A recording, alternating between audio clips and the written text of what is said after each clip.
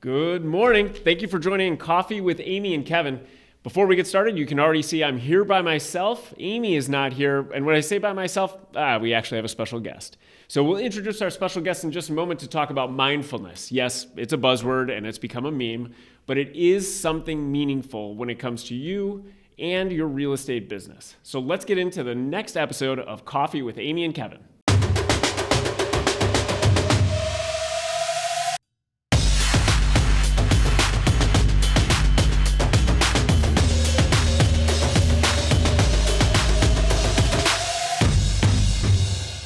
So let's introduce our special guest today because she has a lot to share. Maureen Mobarak has been with @Properties, Christie's International Real Estate for 5 years. 5 years. Yes, in 5 great years. And Maureen has a ton of experience in real estate even before she took it on as a career. I think you told me that you have bought and sold even before real estate 16 properties. Yep. All over the place. Amazing. She's raised 5 children and she's ready to share her perception on mindfulness today with us and how it's impacted her business. So welcome. Thank you for joining us. Thank you for having me. I appreciate it. Yeah. So mindfulness, like I said, it's a buzzword, right? Absolutely. People throw it around, but really, what does it mean for you? You know, for me, it means being present. I feel like if you're being mindful, you're present. It also means for me to be proactive and super intentional. And I really like the connectivity that comes with it, with as many touch points as possible. Sure. And that's a contrast to a lot of agents because a lot of times, we're pulled in different directions. And it's really hard for agents to be able to focus. And when you talk about being intentional in your business, when we lose focus, our results fall. So whether it's sales or client relationships or whatever it might be. For you, though, being intentional is about creating habits. Absolutely. And so what are the habits or what are the things that you're intentional about that really have driven your business? So I love business planning. I have to say it's That's one of my favorite times of year. Not many agents say that. I know, but I do love it because it helps me recalibrate and get excited for the new opportunities coming up. And one of the things that I do spend a lot of time on, and I've got a color-coded spreadsheet, but it has Monday to Friday, and it basically has what I'm going to do to be mindful in my business in terms of customer outreach or following up or sending birthday cards. Or being prepared for my next buyer meeting or my next buyer tour. So it's color-coded because it's kind of by task, and then it helps me make sure that not only it's an objective, but then I go to the next level and make sure that I have the steps and the systems in place to make that super easy for me. That's cool. So your business plan that you create every year, you're using it all year round. Absolutely. So you use that calendar, the color-coded, and that really drives what you're doing Yes. each day. Yeah. So some of these things, when we talk about the habits and the business planning, and then you've created this calendar, have you found yourself ever falling off track from what you wanted to do or where you wanted to be? Yes, I have. Okay. And that's how this year is, quite honestly, starting out. It's been a little wild since New Year's Day. Yeah. But the calendar helps me get back on track. So I do get off track, but I try not to do it for too many days in a row. Sure. And then I try and, recalibrate again. Got it. Yeah. So then when you talk about the habits and the things you're focusing on, one thing that you've shared with me, and I've actually seen it in your business and watching you over the last few years, is you're really focused on client relationships. You said it once already, but tell us more about how being intentional drives that. So the relationship is the most important thing to me. Like, I never want my clients to feel like it's transactional. So I really like to get to know people. I like to stay in touch with them. And I happen to love doing open houses, and I do follow up. I have systems in place with, note cards in my office, and I have them stamped and, pre-ordered note cards so that when I meet somebody at an open house, they sign in, I can look up their address and forewarn, and part of my calendar for Monday and Tuesday is to make sure I get those note cards out. And sometimes I don't hear back from most people. Sometimes I see them at the next open house, but they remember me and they say thank you. Or when they're ready to do something, they say, I met you at this open house and thank you for the card, or Sure. I put them on my mailing list as well. So Okay. like I try and send out nice postcards to people that let them go enjoy a special treat. So like this one was over the summer, treat yourself. And then I did it with 3 different local vendors, depending on where people live. So foodstuffs for the North Shore, Windy City Sweets for Lakeview, and then Chicago Health Foods for Lincoln Park, Gold Coast. And the businesses themselves were super grateful, and people would like go to Chicago Health Foods, get a smoothie, take a picture, and send it to me. So cool. there's lots of outreach going on. Some of those with my clients, but some of those with people I just met at an open house. Sure. And I would attribute that to, I would go all the way back to your calendar, would you? Yes. Where you have Yep. time blocked out. Right. You know what you're going to be working on. Right. Because right. for a lot of agents out there, I'm sure this sounds overwhelming. Even putting together something like this sounds overwhelming, given everything else they have going on. But you got real results from it, and you know it's working when people text you, Yes. or thank you, or there's the relationship with the vendors, with the different businesses. Right, right. And if you have these systems in place, like I know we all love to recognize our clients on their birthdays, or keep track of their kids' birthdays. So, and I know other agents do this as well, but I have postcards printed up, and Sweet Mandy Bees is right across from our office. So there's a happy birthday postcard, and they can go and you can cross it out. It says 1 cupcake. I'm such a sucker. I always cross it out and change it to 6. Who can just have 1? That's great. And I put a nice little personalized note on here. I make sure I have stamps in my office. So on my calendar, when it says check the upcoming birthdays, it's super easy for me. It's not stressful. I keep color-coded markers. And even my clients' kids get them, and they feel really important because they get to go pick out their own cupcake. Yeah, and they're great cupcakes at Sweet Mandy Bees too, addicting. So let's take it a step back, because the other thing you're doing in also building these, you are essentially prepared for any situation. So you don't, when you get when someone has a birthday, when you need to send a thank you, when you need to make someone feel great, you have everything already prepared. So you're eliminating a step that sometimes is overwhelming for agents, where it's okay, what do I do? And the thought process behind that. And oftentimes, we don't send anything then. If Right. it's too complicated to do it right then, Exactly. we don't do it. Right. And I try and take advantage of, again, local vendors. Like I'll go into Jonathan Adler when they're having a sale. So I got stocked up on a bunch of candles, 40% off. They're beautiful candles.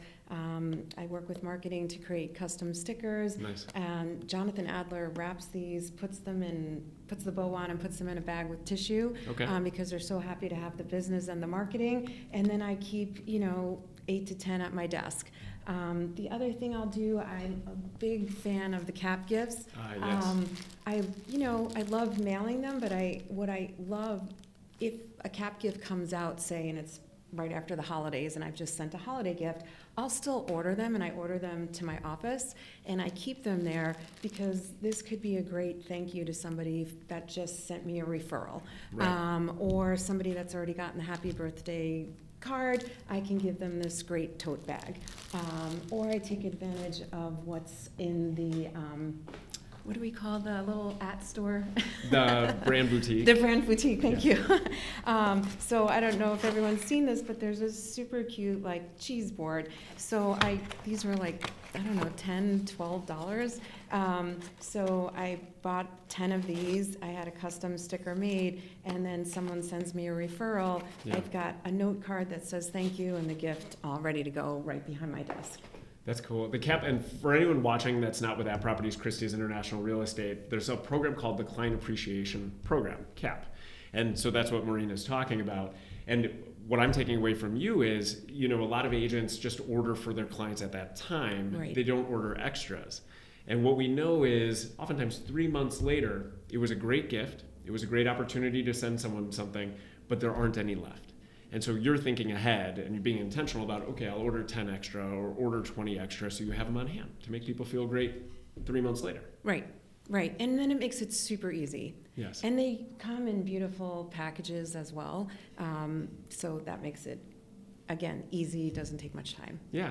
And this episode is really translating over into a lot of things, marketing and all that. But the baseline is everything you're doing requires you to be intentional with your time, your energy, because a lot of times we get distracted and we don't focus, and then we don't accomplish and don't prepare for the situations we have.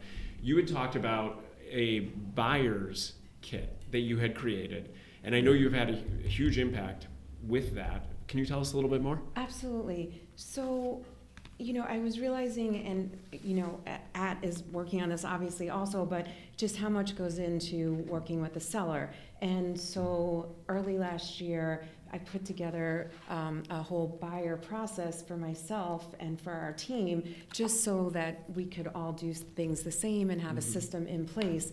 And then what I do is I'm just using the portfolio, same as the listing presentation, but inside it's all geared towards the buyer.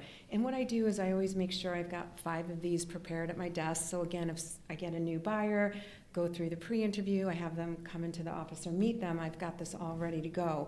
I've got the home buying guide, a nice piece, the gatefold about myself, and then just because, whether you're a seasoned buyer or you're a brand new buyer, you kind of forget the steps. So I put together a nice booklet just on all the steps in the home buying process. That's great. And then all my own custom branding pieces that I can take them through everything from this meeting today, from contract to close to what they can expect. And then the next piece that we'll go over in the buyer meeting is just what's going to happen when we go out on a tour. And this piece has been really well received by my buyers, because I give them a portfolio. Sure. I tell them that we're going to have an itinerary, and then what I started using is the CMA for the actual buyer tour. So each property is listed in here, and I love the format that you get: the bedrooms, the bare square footage, the price per square foot, and then all the detail. And they love this and take notes on it and feel important. And I like it when my clients feel important, and they tend to really appreciate it. Yeah, and this leverages, the last year specifically, it's been a challenge or learning experience in how we actually demonstrate value for buyers. It's much easier, like you say, on the listing side, where we have, tangible things we can offer and talk about, exposure and all of that for their listings, but it's entirely different for buyers. And this is something that really makes buyers, just looking at it myself, makes buyers feel comfortable and confident in working with you and differentiating you from any other agent they might be talking with. And that's the feedback I get after the meeting. They're like, wow, this is all for me, and this is what you're going to do every time we go out. Yeah. I say, absolutely. And then when I give them the buyer-broker agreement to sign, which we do go over in this meeting, and I give them a copy and then send it to them via DocuSign later, I really haven't had much pushback. And if I do, and if someone doesn't want to work with me or doesn't want to pay, well, maybe it's not a good fit. And that's also what I've learned, is for me to be mindful with all my clients. Perhaps there are some things I have to say no to and move on. Right. Yeah, you're mindful about what you accept, because there's a limited amount of time. Right. And so, and a limited time of emotional energy and strength you can give to each one of your clients. So smart. It's guiding your decision-making process too. Yes, absolutely. So to wrap, because this is a big one, and I want to make sure you get it closer to the mic on this, because this is, if an agent is watching right now and they say, wow, this is amazing. Right now, they realize they're not being mindful or intentional. They don't have the capacity right now to build these things, put them together. How can an agent start? Because they're not going to be able to do all of this at once, and they're not going to be able to fill out a whole, a calendar and color-coded as organized as you are. What's step one for an agent to become this? Right, great question, because that's how I had to start out too. It just grew over time. Yeah. But I think about what you're good at and what you're going to be able to accomplish. So if it's just having a note card and stamps on hand, then start there. Because I think people really love, we talk about it a lot, but I can't tell you the number of texts and phone calls I get from a note card. Mm-hmm. So take one thing and get that set up, get it in your office, and then as you start doing that, then maybe get a couple of gifts ready and go from there. Yeah, start small and then build on that. Absolutely. Great, like any habit, like any process. Yeah. That's cool. Yeah. Maureen, thank you so much for joining us pleasure. today. Thank you. And make sure in the comments, you can talk about how you are mindful or intentional in your business. If you have any great ideas to share or questions for Maureen or Amy and I, please pop them into the comments. And this is a wrap. So thank you for being here. My and pleasure. what we're going to do is tell you our line. Normally Amy's the one that leads this, but Oh, boy. do you know what we say at the end of every episode? You got this. Done. I can't even say it any better. You got this. Cheers.